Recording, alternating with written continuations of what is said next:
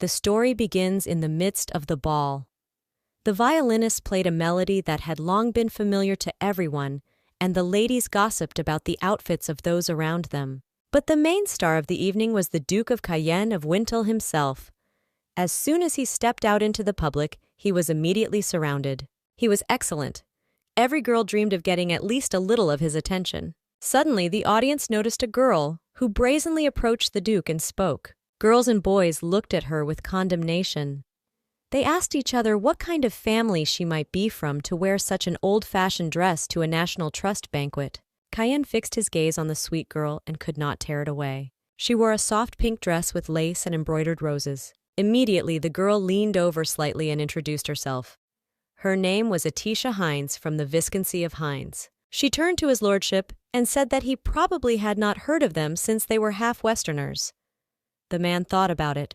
Cayenne of Wintel said he knows this young lady Hines. The Duke asked what she wanted to discuss with him, but the girl only lowered her eyes in response. Lady Hines apologized and asked if they could talk on the balcony. A crowd of people looked at them in surprise and sighed displeasedly. The girl explained that this was simply not something worth talking about here. They both stood on the guarantee near the luxurious garden of the Duke's family. Atisha Hines stood and still didn't know how to start a conversation.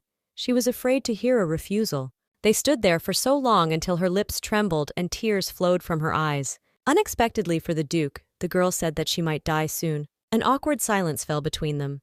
The only sounds you can hear are crickets and muffled music at the ball. The girl looked up and was surprised at how calm the Duke stood. Atisha asked, "Does your lordship have a mistress?" She thought he might detain her due to suspicion of ulterior motives, but she has no other choice. The girl said that she knows that your lordship has a secret child. The guy was shocked by her words, and with fear in his eyes told her to continue. She apologized and said that she knew it was unexpected, but she had to finish it before her sister arrived. The lady turned away and asked, "Does your ladyship need a false bride? A bride who will fill the empty space."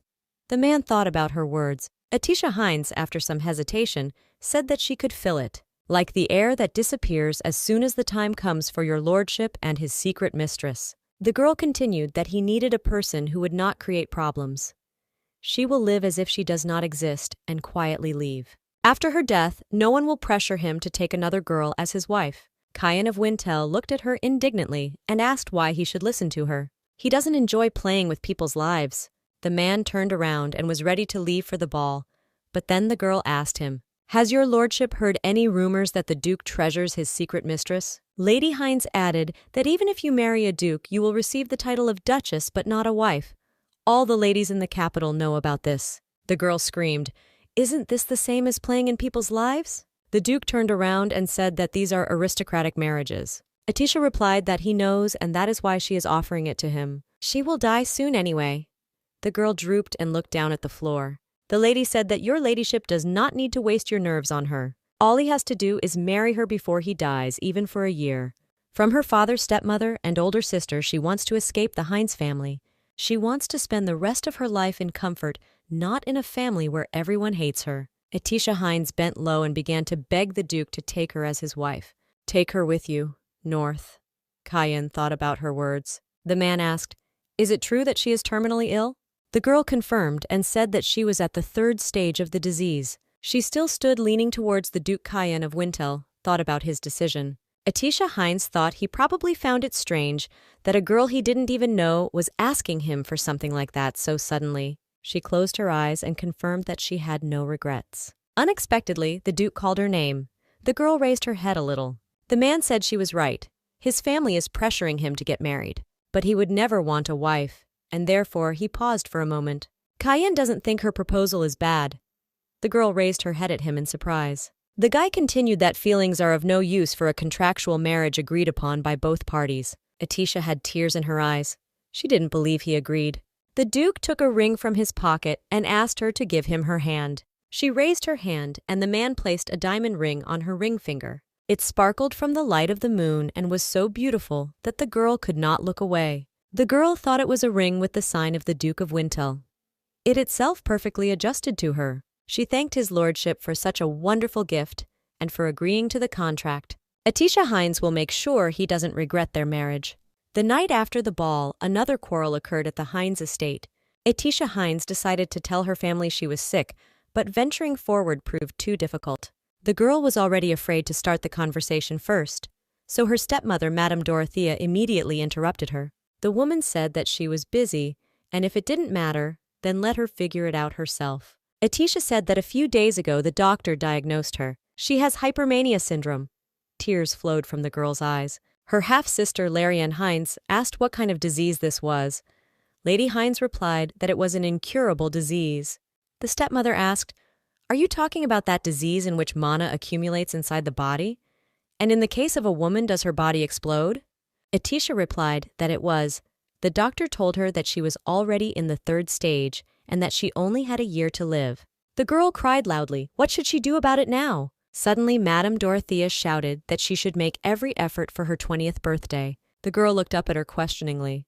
Her father also joined the conversation. The man said that he was very scared because they did not know when Atisha would explode. Suddenly, her stepsister jumped up and said that this was creepy, she better not leave the room. What if it explodes right in front of her? The stepmother added that Atisha calls them all for all sorts of trifles. All family members agreed and already got up to go to their rooms. They closed the doors to the hall, and Atisha was left standing all alone in the dimly lit room. She couldn't believe how everyone reacted to the news of her death. Even her own father. Atisha always thought she was the weird one. The man holding a pointer in his hands shouted to her, "Is it really the same today? Looks like you need to be taught a lesson so you can understand." Because she was slow, she couldn't understand. Larianne yells at little Atisha to make the girl do what she told her. Atisha Hines always thought it was her fault that she didn't receive love. The stepmother told Atisha to wear her stepsister's dress. Since she has brown hair, there is no point in wearing a new dress. However, all this was not because of her father, stepmother, and Larianne. They just don't like her. The girl realized that she had no family. Due to the fact that Atisha spoke about her illness, she is now not allowed to leave the mansion. Suddenly, the girl overheard the conversation of the maids. They talked about the Duke and that he was looking for a wife. Another maid asked if they were talking about the Duke of the North Cayenne of Wintel. One of them sighed in amazement and asked, "What about the Duchess?" She answered her that according to rumors, the Duke of Wintel has a loving mistress. Atisha thought about it and told herself that if death was the same everywhere, then she would like to leave the Hines family. She remembered that evening on the veranda with the Duke. The girl promised him that he would never regret it. Atisha asked him to announce the wedding as soon as possible while the National Trust banquet is still underway.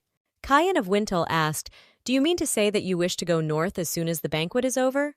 The girl looked down and answered, "Yes, if possible, or can't you do it?" In fact, it is customary for nobles who are equivalent to dukes to announce their engagement first and only then their wedding. If the Duke suddenly announced a wedding, it would be an ideal chance to stir up a scandal about an accidental marriage. Atisha is not afraid of losing her honor, but the honor of Duke Cayenne. The lady said that if it was too sudden, he could announce the engagement first, and he should explain the whole situation to his mistress first. Suddenly, the Duke took her hand in his and said that this was the Wintel family ring.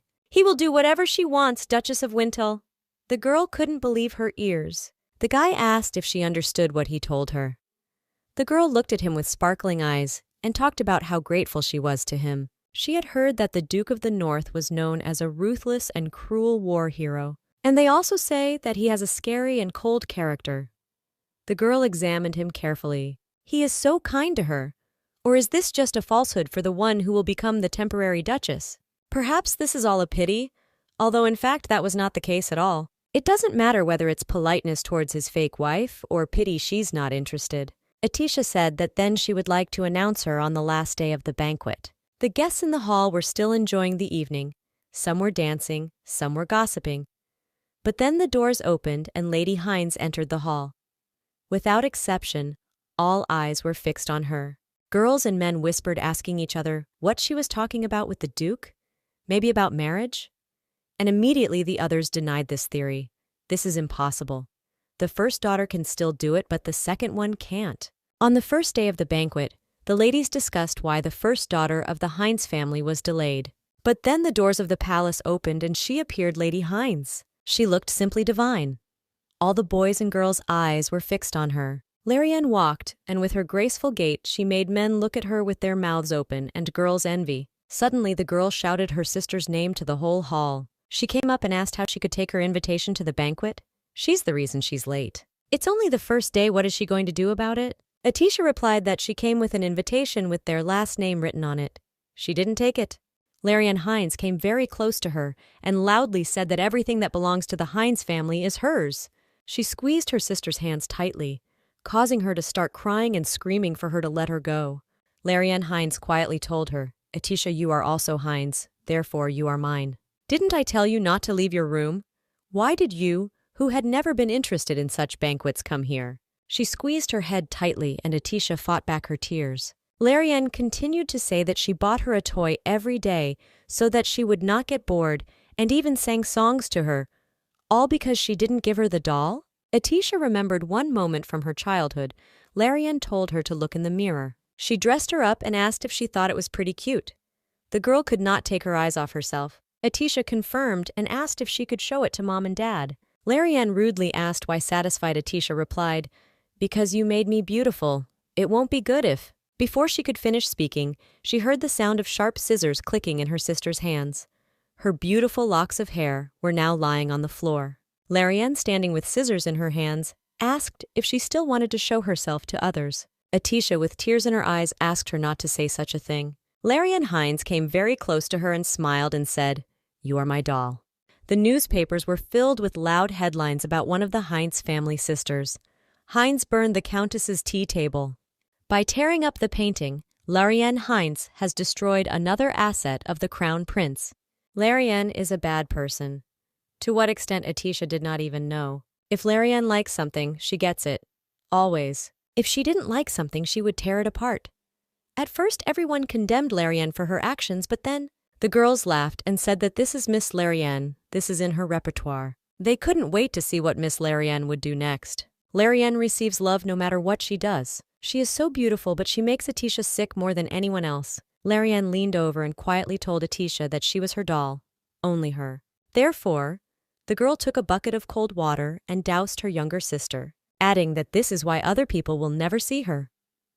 The drenched Atisha sat with her eyes downcast, unable to defend herself. She threw away the memories, and now they were again standing in the middle of the hall, surrounded by a large crowd of people. Larian squeezed her sister's hands more and more tightly. Atisha calmly asked, "Can't play with dolls anymore? I don't even know when this might happen, Scary." Miss Larian flew into a rage at this question. She shouted to the whole hall that this is exactly what is scary. The girl ordered her to quickly return back to the mansion. "Stay at home and don't come back." Usually when this happens, she can only listen to Sister Larian. Because Atisha Hines is obedient, she is timid and weak, she cannot even squeak. But not at this time. Atisha broke away from her sister's arms and screamed that she didn't want to. She's not going back. The girl said that she would stay at the banquet if Larian doesn't want to see her. Then let her go home. Larian was very surprised by this answer. Atisha continued speaking. "Can't you hear me? I said you should go home. And not only today, but until the National Fun Banquet ends. Atisha will come here every day. To go or not to go home is up to Larian herself." The girl turned around and was about to leave. But suddenly her sister grabbed her painfully by the shoulder and already swung her hand at her. The girl had already closed her eyes, but there was no blow in response. Atisha didn't understand what happened. He was definitely going to slap her. When she opened her eyes, she saw the Duke of Cayenne of Wintel next to her, who tightly grabbed her sister's hand so that she would not hit her. He turned to Miss Larian and asked what she allowed herself. She was shocked and did not know what to answer him. The man asked, "Does your family not value education?" He can't believe they practice such violence. It's more like what's happening in the valley. Larian thought about why the Duke stood up for Atisha. She introduced herself and asked to let him go because she was in pain. He of course let me go but said that there wouldn't be a second time. Larian looked at him in disbelief and asked what he meant. The Duke of Cayenne of Wintel said that if she raises her hand against Lady Atisha Hines again, she will not go unpunished. Larian couldn't believe what she heard. The man asked Atisha if she was okay. She replied that she was fine. He asked if this happens all the time. Is that why she asked to be taken north? In response, the girl only lowered her gaze to the floor. He turned pale and said, "What horror." Then suddenly, Larian Hines did not scream from the entire audience. "On north? Did he say north?" The girl did not understand what all this meant. All the people started making noise. They immediately began to discuss the news that Miss Atisha and Duke Wintel would travel north together. Larianne started shouting at her sister. "Are you going north? Tisha, look me in the eye and explain yourself. How dare you go somewhere?" Atisha replied that this was a private matter between her and the Duke. She doesn't need it. Larianne said it was all a lie. Since when has she known Duke Wintel? The man interrupted her and addressed Lady Hines. Miss Larianne responded immediately. He said, "Lady Hines, let's forget about this." Atisha couldn't believe it. She doesn't think that Duke Cayenne won't marry her, a lady from a family who shows herself this way. Cayenne said that instead of the last day of the banquet, he will announce right now. Atisha asked again. Duke Cayenne of Wintel said, "I announce our marriage." Larianne Hines was furious. She couldn't believe what the man said. The Duke took Atisha's hand and raised it up, thereby showing everyone her ring on her finger. The guy said that Lady Atisha Hines would become his wife and take on the surname Wintel. Whoever dares to tarnish her reputation will also tarnish him, the Duke of Cayenne of Wintel. He said loudly that this was his eternal promise in the name of God.